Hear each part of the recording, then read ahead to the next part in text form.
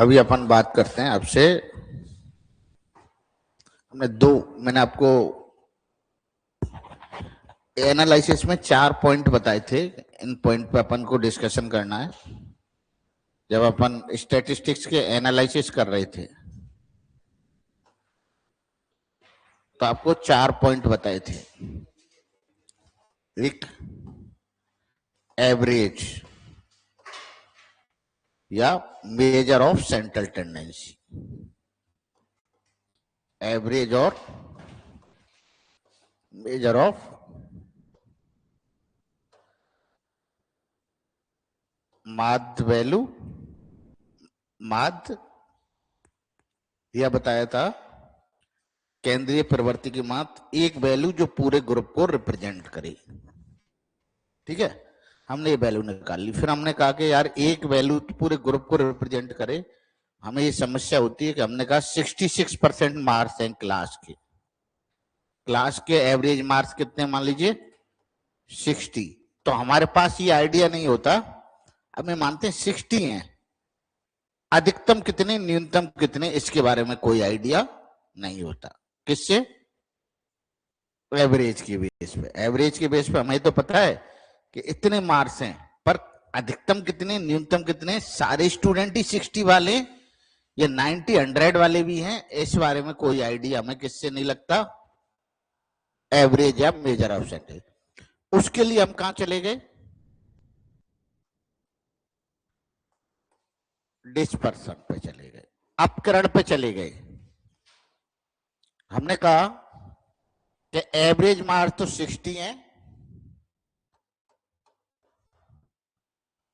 और इसमें 20 का वेरिएशन है। एवरेज मार्क्स 60 है और 20 का वेरिएशन है। ओके, तो हमारे अनुसार क्या थ्योरी बनी इसमें कि एवरेज मार्क्स तो 60 है पर 80 तक जा रहा है और 40 तक जा रहा है। डेटा कहां से कहां तक जा रहा है? ऑन एन एवरेज 40 to 80 जा रहा है और एवरेज मार्क्स 60 है। हमने किससे आइडिया लगा लिया? डिस्पर्सन के बेस पे हमने दोनों बता दी। जो हम पहली वाली उससे कह रहे थे उससे ये आइडिया लगा लिया। अब अपन तीसरी प्रॉब्लम, मान लीजिए मेरे पास 100 स्टूडेंट है। कितने स्टूडेंट हैं? 100। तो क्या ये 100 स्टूडेंट सारे के सारे इधर हैं या इधर हैं, किस तरह बटे हुए हैं, इसके बारे में मुझे इससे कुछ पता नहीं पड़ रहा। मैंने कहा यार एवरेज मार्क्स 60 है तो क्लियर एवरेज ये है, उनमें 20 का वेरिएशन है तो मैंने आइडिया लगा लिया 60 से 80 या 40। पर इनमें जो हमारे पास स्टूडेंट है क्या दोनों साइड इक्वली डिस्ट्रीब्यूटेड है या अनइक्वली है, इसका कोई मुझे पता नहीं पड़ रहा। मेरी थ्योरी के अनुसार क्या क्या होने चाहिए थे? अपने अनुसार क्या होने चाहिए थे? 50 इधर है और 50 इधर है। ये वाली बात सही है क्या? होंगे क्या? कुछ पता नहीं है, कोई आइडिया नहीं लग रहा। या यहाँ 60 स्टूडेंट है और यहाँ 40 है, या यहाँ तीसरी सिचुएशन ये हो सकती है यहाँ 60 है और यहाँ मतलब एक साइड ज्यादा और एक साइड कम, ये वाला। यदि दोनों साइड इक्वल हो, इधर भी और इधर भी, तो हम कहते हैं डेटा सिमेट्रिक है। क्या कहते हैं? सिमेट्रिक। सिमेट्रिक कौन सा वाला बताया? मीन से जो वेरिएशन है वो लेफ्ट में और राइट में दोनों साइड इक्वल है। तो इस सिचुएशन को कैसे बोलते हैं? सिमेट्रिक है ये वाली चीज, सममित है। यदि ये दोनों सिचुएशन है तो डेटा कैसा है? अनसिमेट्रिक है, असम्मित है। यदि दोनों सिचुएशन है तो डेटा कैसा है? अनसिमेट्रिक, असम्मित है। तो इस चीज का पता लगाने के लिए कि हमारा डेटा सिमेट्रिक है या अनसिमेट्रिक है, डेटा सिमेट्रिक है या अनसिमेट्रिक है, हम अपने तीसरे पॉइंट पे चले गए। तीसरा पॉइंट कौन सा है? स्क्यूनेस। तो हेडिंग डालिए स्क्यूनेस।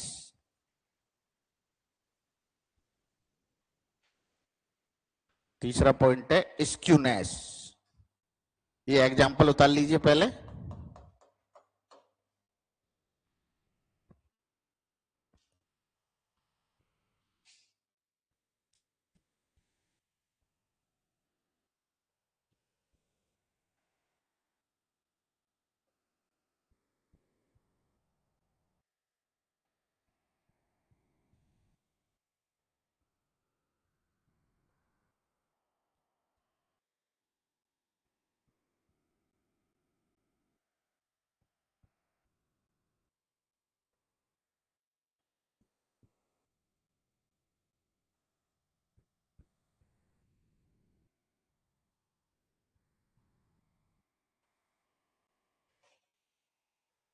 तो हेडिंग डालिए स्क्यूनेस, विषमता।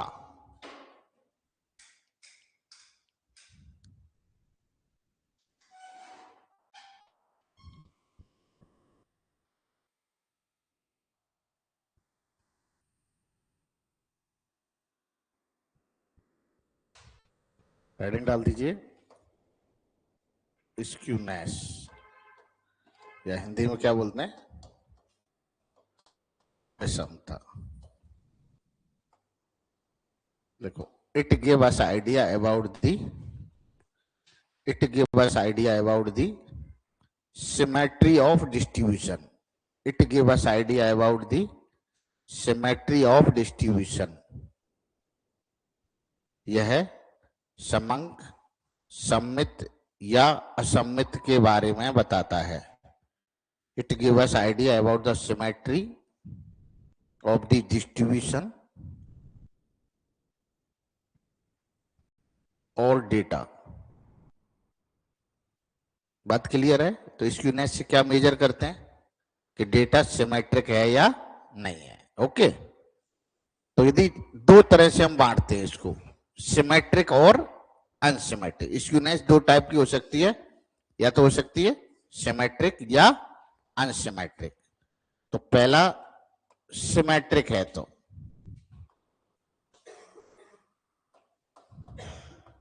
हिंदी में बोलते हैं सममित।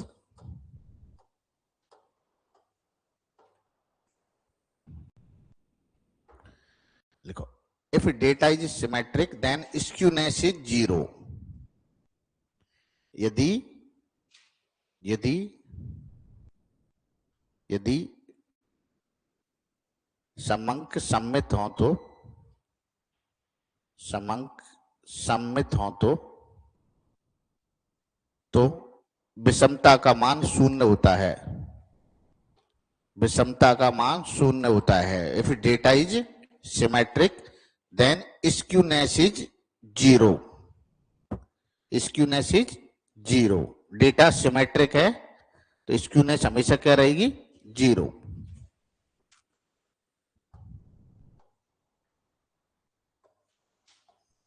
ऐसे रहेगा।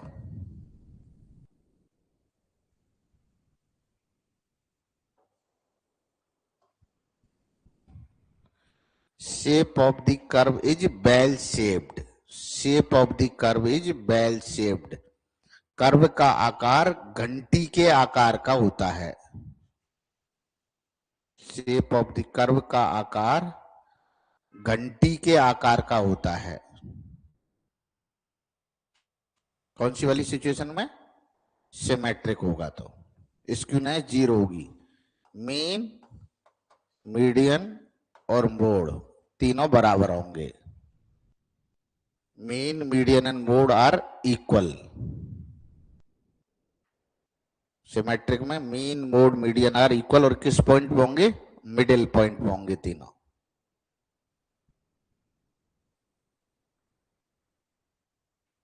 करेक्ट है बात? ये तो बताई मैंने सिमेट्रिक की कहानी। अब डेटा दी अनसिमेट्रिक है। कैसा है?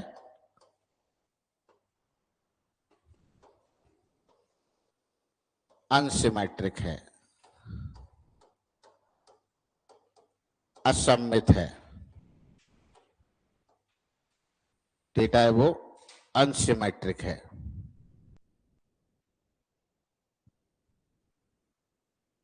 तो अनसिमेट्रिक दो टाइप से हो सकता है। कैसे? दो सिचुएशन हो सकती हैं। राइट में ज्यादा ऑब्जर्वेशन है या लेफ्ट में कम है। राइट में ज्यादा ऑब्जर्वेशन कंसंट्रेट है और लेफ्ट में कम कंसंट्रेट है। और दूसरी सिचुएशन लेफ्ट में ज्यादा है और राइट में कम है। यदि राइट में ज्यादा है और लेफ्ट में कम है तो इसको बोलते हैं पॉजिटिवली स्क्यूड।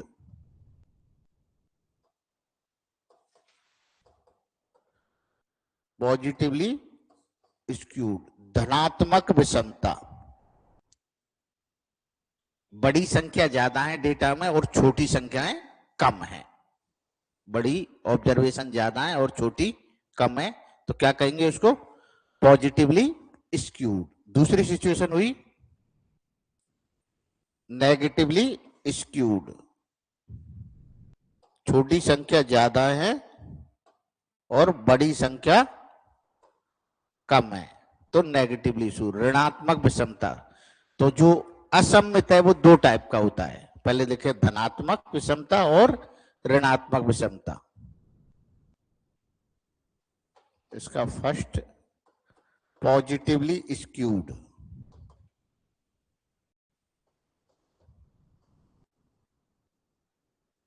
धनात्मक विषमता क्या कहेंगे?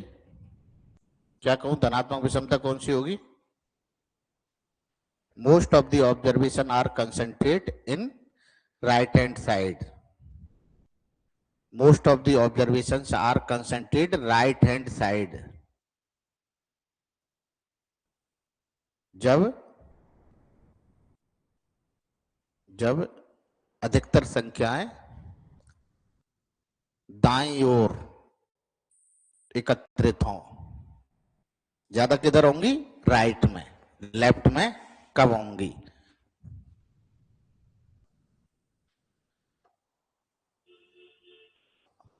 वक्र का झुकाव किधर ज्यादा होगा? राइट में। टेल किधर साइड होगी?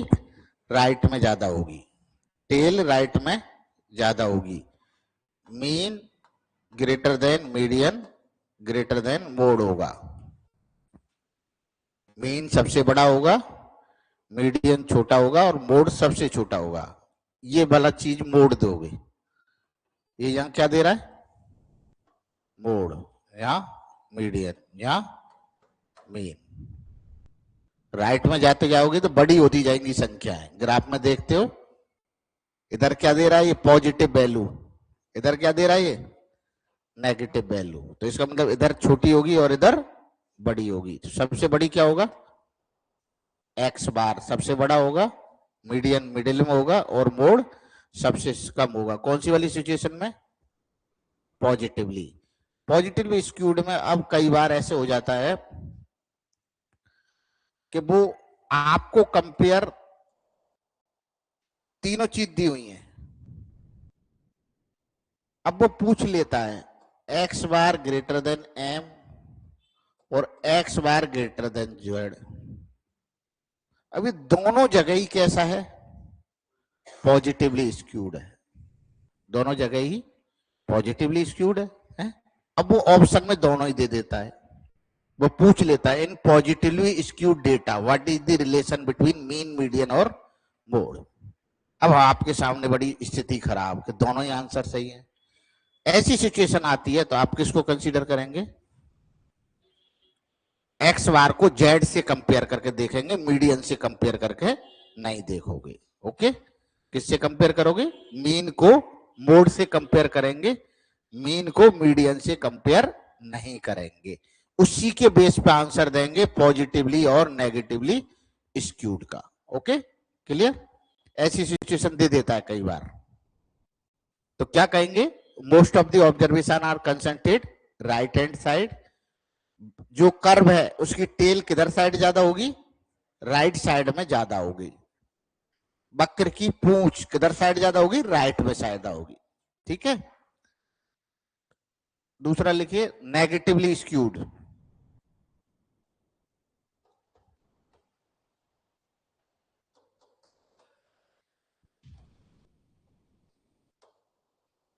ऋणात्मक विषमता, क्या कहें, most of the observation are concentrated in left hand side. ज्यादातर संख्याएं कैसी होती हैं, कहां पे एकत्रित होती हैं, लेफ्ट साइड में। या इसका मीनिंग हुआ छोटी संख्या ज्यादा है और बड़ी संख्या कम है। यदि मैं इसका ग्राफ बनाऊं तो ऐसे बनाएंगे,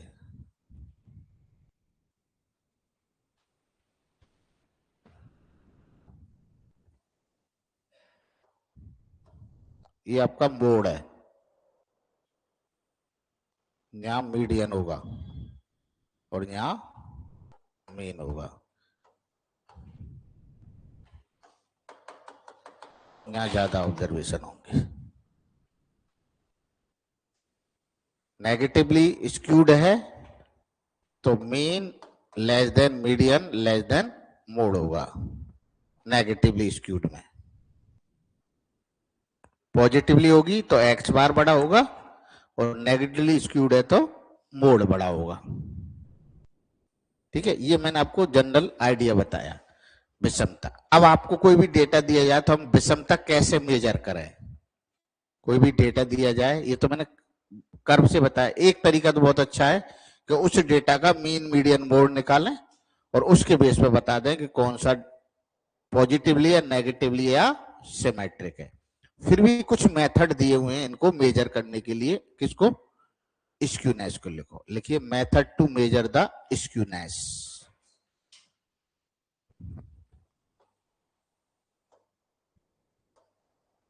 method to measure the skewness, विषमता मापने की विधियां।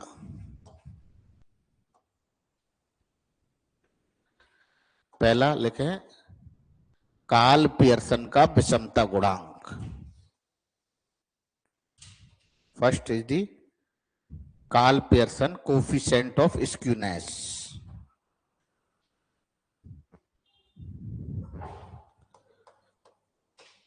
Karl Pearson coefficient of skewness, Karl Pearson का विषमता गुणांक। कार्ल पियर्सन का विषमता गुणांक X bar minus Z upon standard deviation, X bar minus Z upon standard deviation. एक, क्योंकि अपन ऑलरेडी पढ़ चुके हैं, what is the relation between mean median and mode. What is the relation between mean median mode, X bar minus M, ऐसा है। तो इस फॉर्मूले को ऐसे भी लिखा जा सकता है, 3x बार माइनस एम अपॉन सिग्मा। ये भी यूज कर लेते हैं, ये भी यूज कर लेते हैं, दोनों यूज कर लेते हैं। देखिए पहली सिचुएशन, इफ x बार बराबर z या x bar is equal to m, तो क्या कहेंगे, 0। ये दोनों बराबर है तो 0, तो क्या कहोगे, सिमेट्रिक। कैसा है डेटा, सिमेट्रिक, सममित है, नो स्क्यूनेस। सिमेट्रिक या ब्रैकेट में no skewness.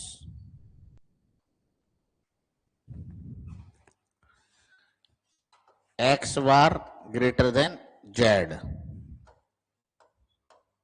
Positively skewed, positively skewed. X bar less than Z,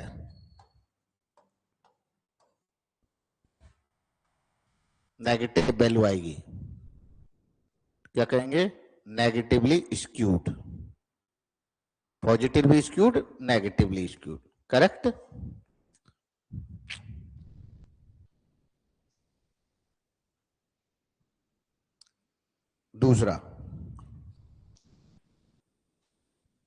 दूसरा मेथड भी कार्ल पियर्सन का ही है, वो मोमेंट पर आधारित। Karl Pearson coefficient of skewness. दूसरा method Karl Pearson coefficient of skewness based on moments. Karl Pearson का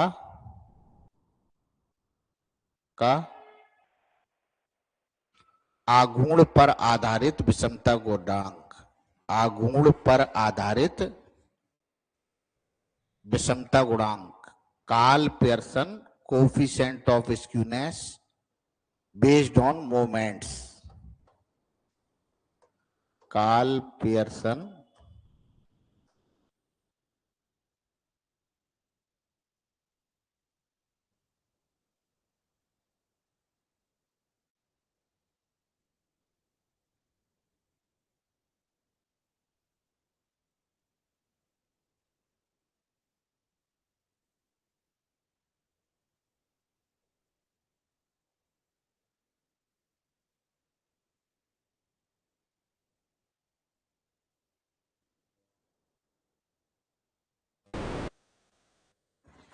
दूसरा लिखिए कार्ल पियर्सन कोफिशिएंट ऑफ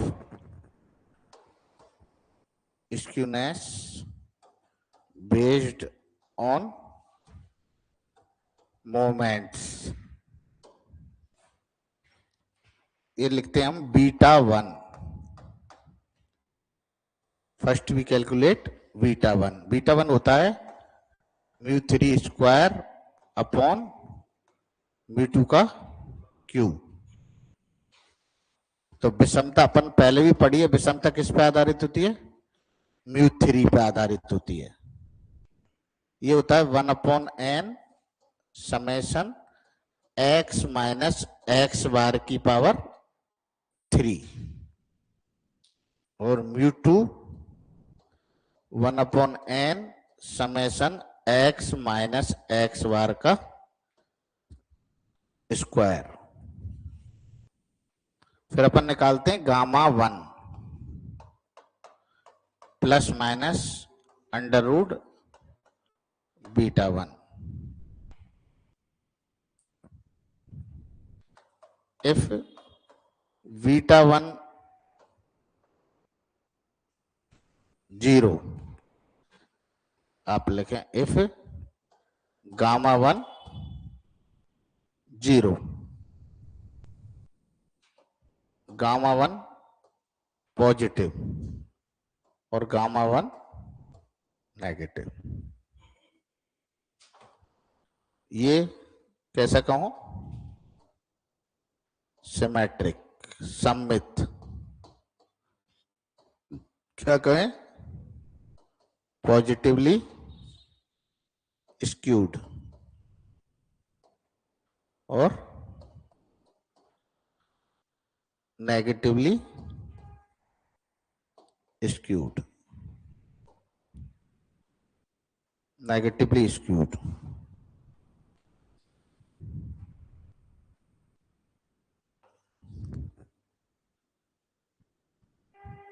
इसी में लिखिए स्क्यूनेस डिपेंड ऑन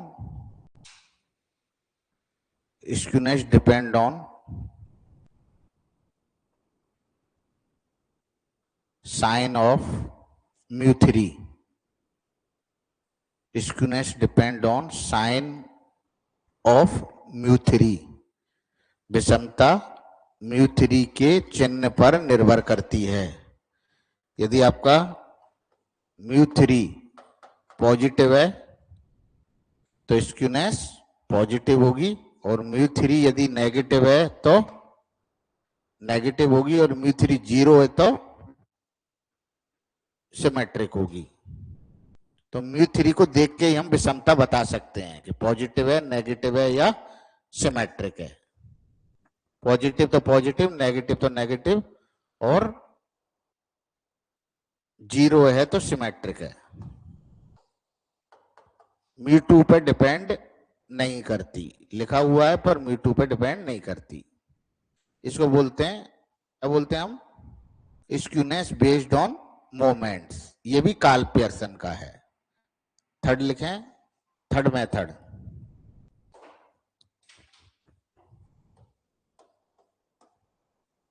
बाउले, बाउले कोफिशिएंट ऑफ स्क्यूनेस, बाउले का विषमता गुणांक।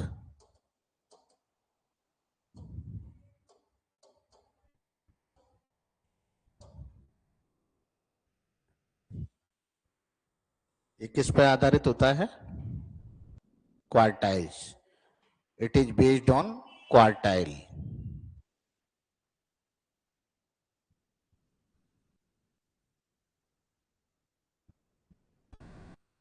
It is based on quartile.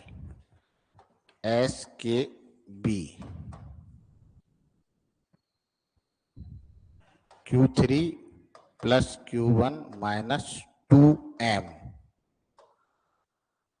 Q3 minus QM। यहां आपको M की जगह Q2 भी लिखा हुआ मिल जाता है कई बार। If Q3 plus Q1 is equal to 2M, 75, 75 और 25, 75 और 25 100, 75 प्लस 25 100, 50 इंटू 2 100 बराबर हो गए। तो क्या कहेंगे? इसकी वैल्यू क्या हो गई? 0। ये इसके बराबर है तो ये क्या हो गया? 0। तो क्या कहोगे? सिमेट्रिक। तो सिमेट्रिक कब होता है? ये क्वेश्चन पूछ लेता है। Q3 प्लस Q1 का मान 2M या Q2 के बराबर होगा तो सिमेट्रिक होगा। यदि इसकी second situation Q3 plus Q1 का मान 2M से ग्रेटर होना चाहिए, 2M से ग्रेटर होना चाहिए, तो क्या कहेंगे? ये क्या होगा?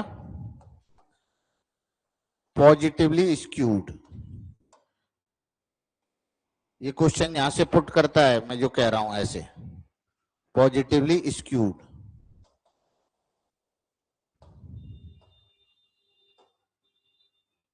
और तीसरा Q3 plus Q1 less than 2M, negatively skewed, negatively skewed.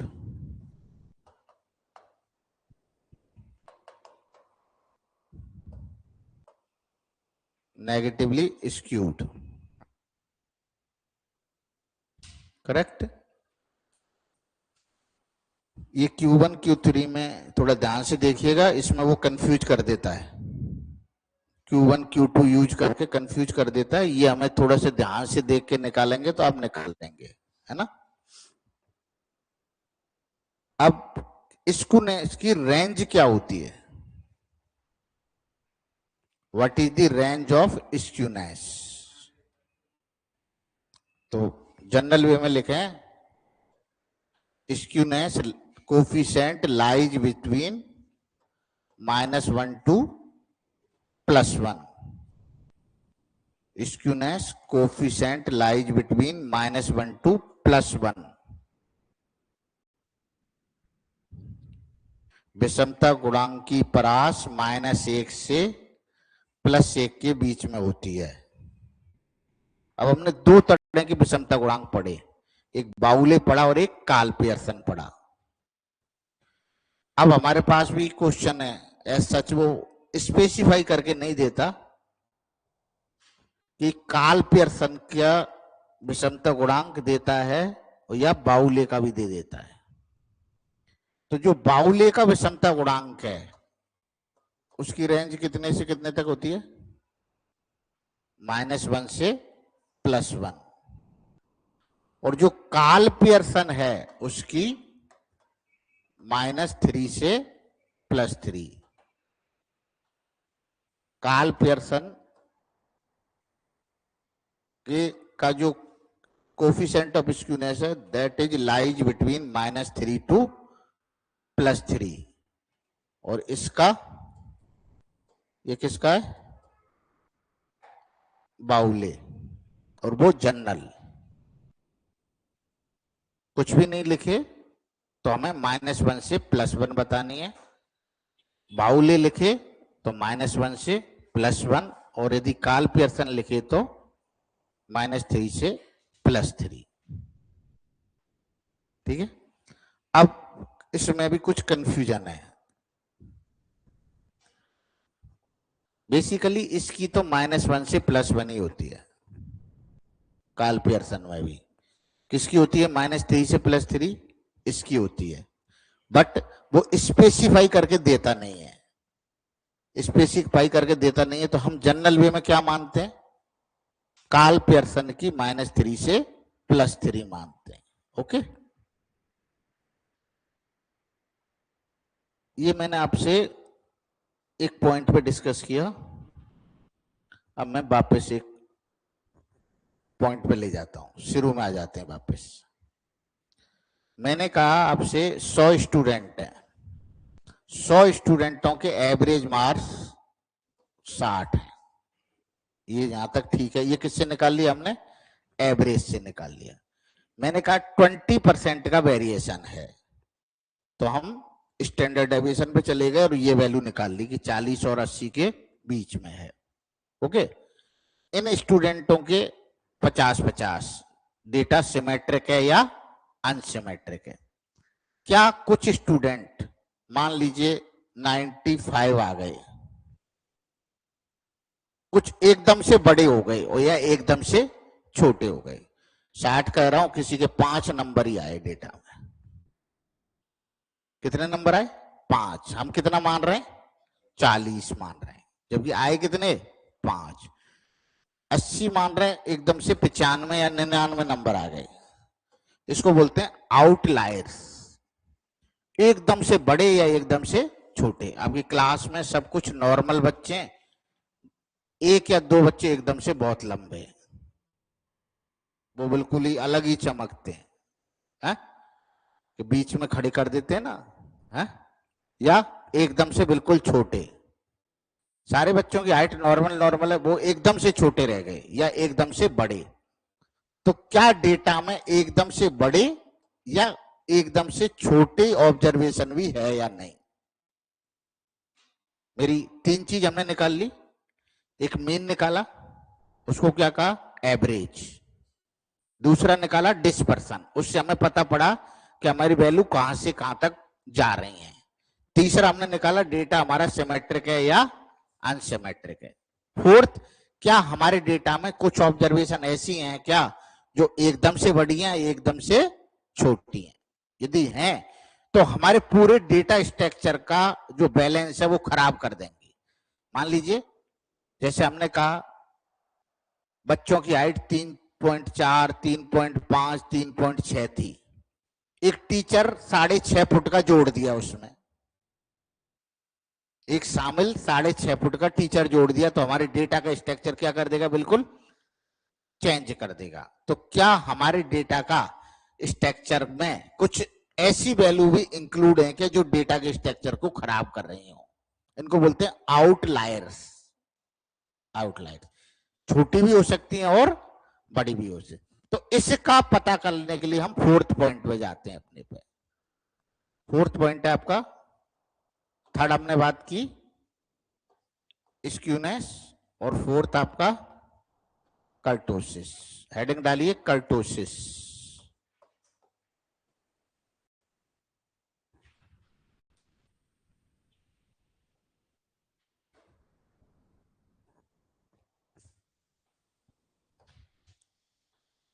Kurtosis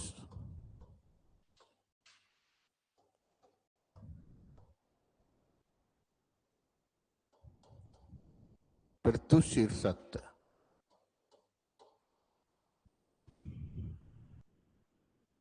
देखो, it give us idea about, it give us idea about peakness, flatness,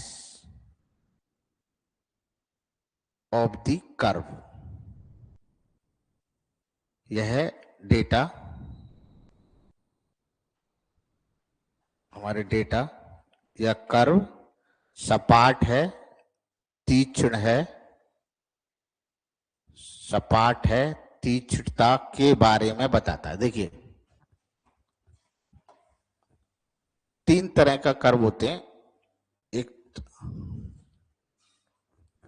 3 तरह के कर्व होते हैं। जैसे मान लीजिए ये है, एक तो ऐसे कर्व है मान लीजिए, है ना, एक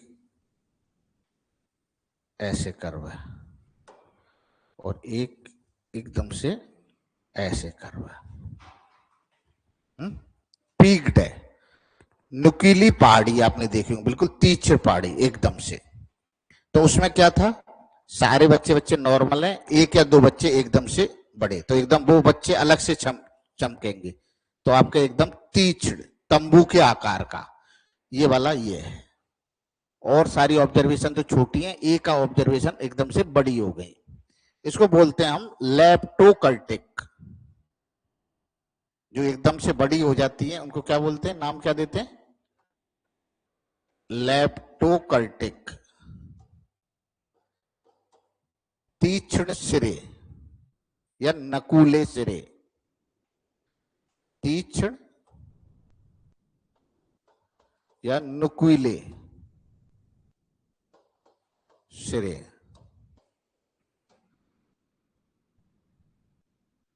क्लियर है। एकदम से बड़ी संख्या आ गई, नॉर्मल थी और एकदम से बड़ी आई। ये मिडिल वाला, इसको बोलते हैं मेसोकल्टिक।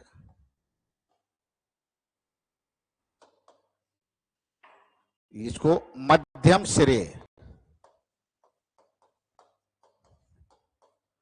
मध्यम सिरे है, इसको नॉर्मल भी बोलते हैं कई जगह, मेसोकल्टिक या नॉर्मल। और एकदम से छोटी संख्या आ गई, प्लेटिकल्टिक।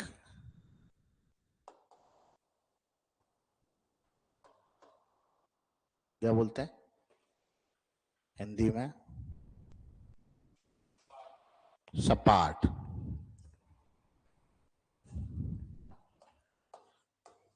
सपाट। तो 3 तरह के कर्व हैं हमारे। डेटा नॉर्मल है, डेटा में एकदम से कुछ ऑब्जर्वेशन एकदम से बड़ी हैं या एकदम से छोटी हैं। एकदम से बड़ी हैं तो लेप्टोकल्टिक, एकदम से छोटी हैं तो प्लेटिकल्टिक, और यदि सारी ऑब्जर्वेशन नॉर्मल है तो मेसोकल्टिक कर्व आता है। ठीक है। इसको मेजर करने के लिए हम बीटा 2 काम में लेते हैं। Beta 2 coefficient of kurtosis, beta 1 coefficient of skewness. Beta 1 और गामा 1 दोनों कोफिशिएंट ऑफ स्क्यूनेस, और बीटा 2 और gamma 2 coefficient of kurtosis. Mu 4 mu 2 का स्क्वायर। म्यू 4 अपन पढ़ चुके हैं, 1/n summation x minus x bar की power 4। Mu 2 1/n summation x minus x बार का स्क्वायर, x माइनस एक्स बार का स्क्वायर। फिर अपन निकालते हैं gamma 2, gamma 2 beta 2 minus 3। If पहली condition,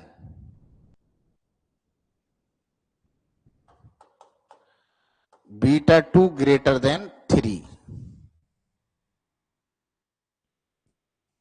beta 2 greater than 3, gamma 2 कैसा होगा, एक्चुअली इक्वल टू 3 लगाओ पहले, gamma 2 equal to 3, beta 2 equal to 3, gamma 2 is equal to 0। तो इसको कहते हैं मेसोकल्टिक, मध्यम सिरे वाला।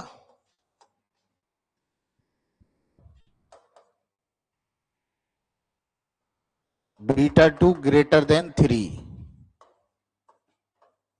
गामा 2 कैसा होगा, पॉजिटिव, क्या कहें, लेप्टोकर्टिक, तीक्ष्ण सिरे वाला, और तीसरी बीटा 2 लेस देन 3, इसको कहते हैं गामा 2 लेस देन 0, प्लेटिकर्टिक।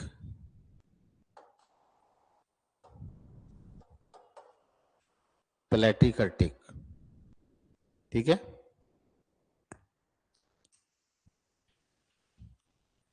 एक लिखिए, बीटा 2 का मान कभी भी बीटा 2 ऑलवेज ग्रेटर देन 1 होगा, इंपोर्टेंट है ये भी। बीटा 2 का मान ऑलवेज ग्रेटर देन 1 होगा, ये नोट कर लीजिए। एक रिलेशन लिखें, बीटा 2 ऑलवेज ग्रेटर देन 1, और सेकंड बीटा 1 और beta 2 greater then beta 1 plus 1, इन दोनों में रिलेशन भी होता है ये। बीटा 1 और बीटा 2 में ये रिलेशन होता है, और बीटा 2 हमेशा 1 से बड़ा होगा, छोटा नहीं होगा।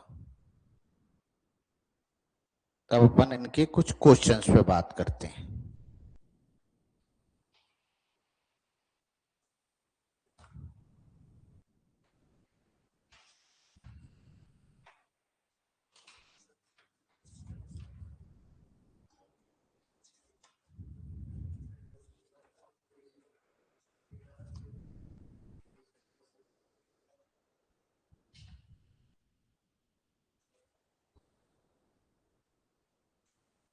लिखिए, क्वेश्चन लिखते हैं तो।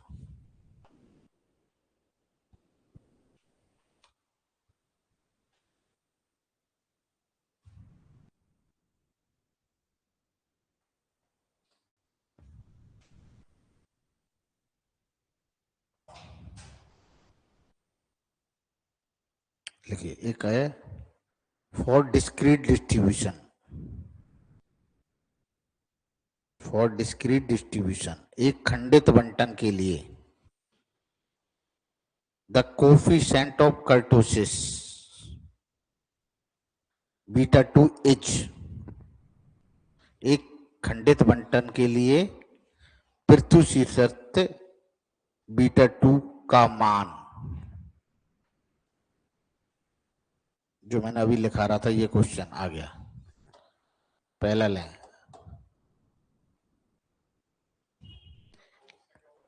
Coefficient of kurtosis beta 2 is, पहला ऑप्शन है लेस देन 1, एक से कम, एक से कम। बी इक्वल टू 1, एक के बराबर। सी लेस देन और इक्वल टू 1।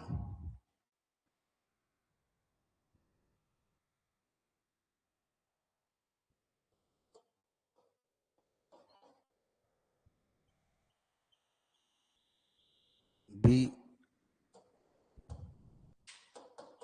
सी,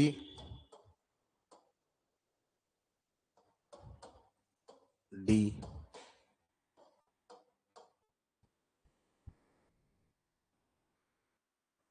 कौन सा दे दो?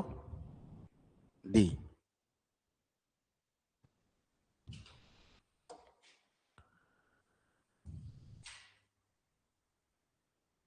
ये ध्यान रखें, यदि आपको इक्वल दे रखा है फिर भी हमें मोस्ट ऑफ दी जगह 1 ही लेना है। यदि दोनों ऑप्शन दें, इक्वल टू वाला नहीं लेना, ग्रेटर देन 1 वाला ही लेना है। ओके, जैसा कि मैं आपसे कह रहा था, एक क्वेश्चन और, if Q1, Q2 and Q3, if Q1, Q2 and Q3 are 3 quartiles of a frequency distribution, यदि Q1, Q2 और Q3 किसी बारंबारता बंटन के 3 चतुर्थक हैं, if Q1, Q2 and Q3 are three quartiles of a frequency distribution. Which of the following holds?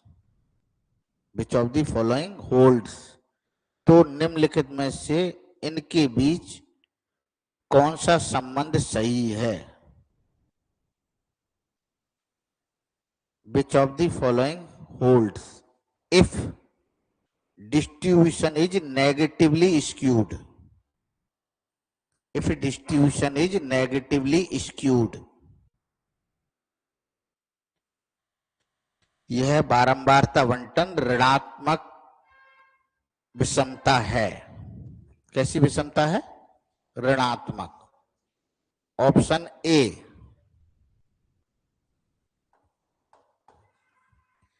Q1 plus Q3 greater than 2Q2,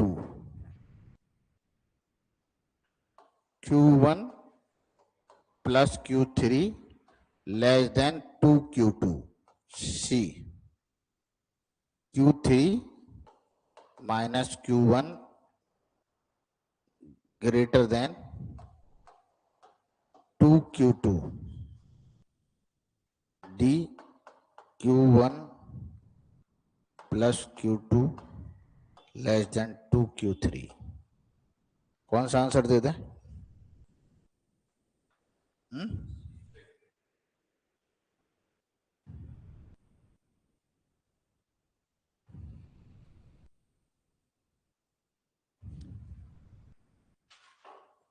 second,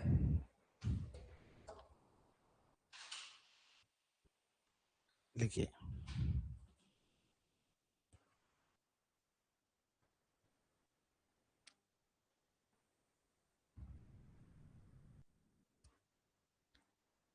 Kurtosis is measure of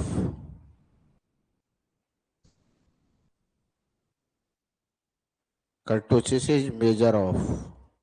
kurtosis निम्न में से किसका मापक है? कर्टोसिस इज मेजर ऑफ किसका मापक है? पहला है symmetry of curve,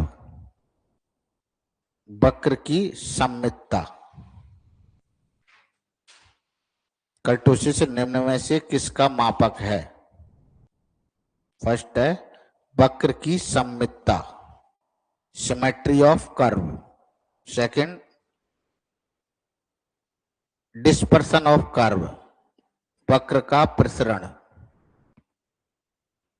C peakness of the curve, C peakness of the curve, वक्र की ऊंचाई का। और चौथा है क्वार्टाइल्स, चतुर्थक का। क्या लगा देंगे?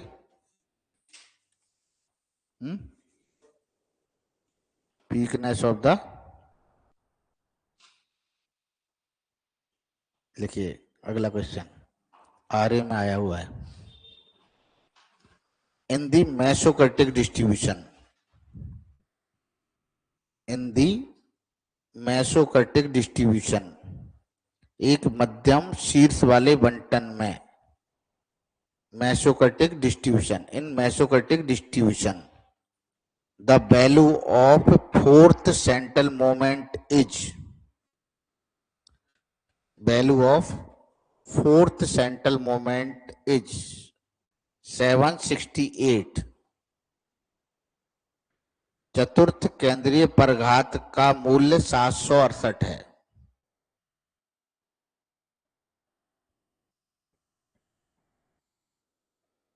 एक मध्यम शीर्ष वाले बंटन में, मध्यम शीर्ष वाले बंटन में चतुर्थ केंद्रीय परघात का मूल्य 768 है। The value of standard deviation of the distribution is, the value of the standard deviation of this distribution is, इस बंटन का प्रमाप विचलन का मान है। ऑप्शन है 256, 16, 4, 768।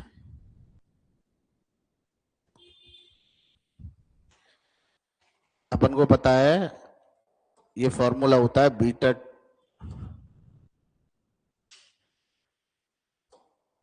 2 इज इक्वल टू μ4 μ2 का स्क्वायर। करेक्ट है। बीटा 2 का मान कितना दिया है? 3। मेसोकर्टिक है वो कह रहा है। मेसोकर्टिक कब होता है? जब बीटा 2 का मान 3 हो। ठीक है। μ4 का मान 768। करेक्ट है। तो ऐसे लिख दूं μ2 स्क्वायर कितना हुआ? 768/3। 768/3 कितना आ गया? 256। μ2 का मान 16। और μ2 किसके बराबर होता है? वेरिएंस के बराबर होता है। μ2 इज द वेरिएंस। तो sigma is equal to 4। Standard deviation कितना हो गया? 4। इस डेटा का standard deviation is 4। Standard deviation का मान 4 होगा।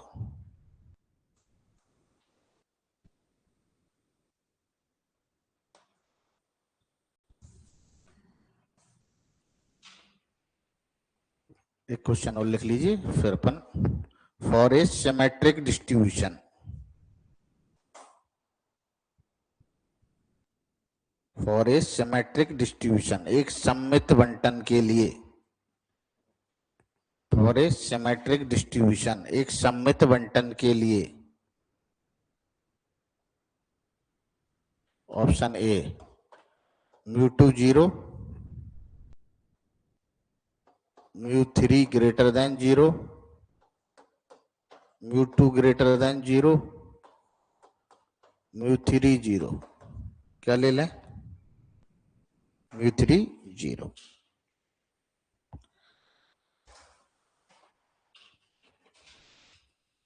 कल अपन आपसे डिस्कस करेंगे इसके 2 टाइप के कर्व से हम डेटा को रिप्रेजेंट करते हैं। डेटा को 3 तरह से प्रेजेंट करते हैं। एक तो हम टेबल से कर रहे हैं,